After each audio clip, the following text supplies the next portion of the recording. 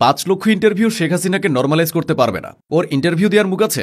শেখ হাসিনার ইন্টারভিউ নিতে চেয়ে সমালোচনার প্রসঙ্গে এভাবে কথা বলেছেন আলোচিত সাংবাদিক খালেদ মহিউদ্দিন। নিরপেক্ষতার জায়গা বজায় রেখে খালেদ মহিউদ্দিন তার কাজ করে যাচ্ছেন।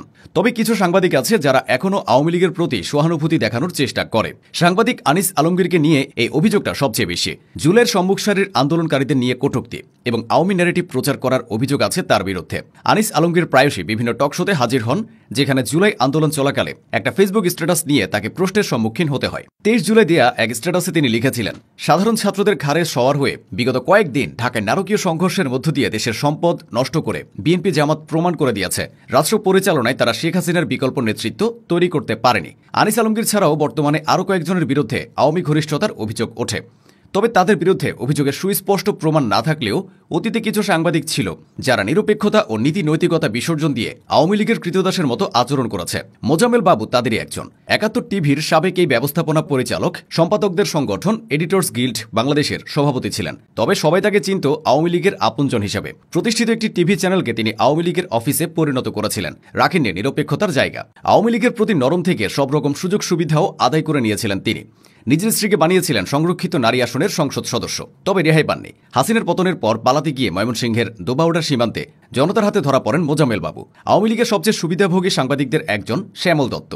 ছাত্রজীবনে ছাত্রলীগের রাজনীতি করা শ্যামল দত্ত সবসময় সাংবাদিকতার মুখোশ পরে থাকতেন। তিনি দৈনিক ভোরের কাগজ পত্রিকার সম্পাদক ছিলেন। শেখ হাসিনা সব সংবাদ সম্মেলনে তার উপস্থিতি থাকত। আওয়ামী লীগের সুবিধা নিয়ে ও সাংবাদিকতার অপব্যবহার করে তিনি শত শত কোটি টাকার সম্পদ গড়েছেন। এছাড়া সরকারের ঘনিষ্ঠজনদের সাথে সখ্যতা থাকার কারণে জাতীয় প্রেস ক্লাবের সাধারণ সম্পাদক পদটাও জুটেছিল। হাসিনার পতনের পর পালাতে গিয়ে এ শ্যামল দত্ত ধরা পড়েন। আরেক আওয়ামী লীগের তেলবাজি করা আরেক সাংবাদিক তাইমুল ইসলাম খান দীর্ঘদিন নিরপেক্ষতার মুখোশ পরে থাকলেও শেখ হাসিনার প্রেস সচিব হওয়ার পরই তার আসল রূপটা বেরিয়ে আসে। আওয়ামী লীগের সাথে ঘনিষ্ঠতার মাধ্যমে নাইমুল ইসলাম ও তার স্ত্রী একাধিক পত্রিকার লাইসেন্স বাগিয়ে নিয়েছিলেন, অথচ অন্যদের একটি পত্রিকার লাইসেন্স পেতেই কাঠখড় পোড়াতে হয়। এছাড়াও প্রেস সচিব হয়ে অবৈধ সুবিধার মাধ্যমে কোটি কোটি টাকা আত্মসাৎ করার অভিযোগ আছে নাইমুল ইসলামের বিরুদ্ধে। হাসিনার পতনের পর তিনি আত্মগোপনে চলে যান। চাটুকারিতাকে শিল্পের পর্যায়ে নিয়ে গিয়েছিলেন সাংবাদিক প্রভাস আমিন। এটি নিউজে কাজ করা প্রভাস সংবাদ সম্মেলনে হাসিনাকে প্রশ্ন করার বদলে শুধু প্রশংসা করতেন। তার অতি তেলবাজিতেই হাসিনার 12টা বেজেছিল। সাংবাদিক দম্পতি শাকিল আহমেদ ও ফারজানা রূপাও আওয়ামী লীগের সহযোগী হিসেবে পরিচিত ছিল। শাকিল আহমেদ বার্তা প্রধান হিসেবে ও ফারজানা রূপা প্রধান প্রতিবেদক হিসেবে ৭১ টেলিভিশনে কাজ করতেন। তবে পেশাগত দায়িত্ব পালনে তাদের পক্ষপাতিত্ব নিয়ে সমালোচনা ছিল।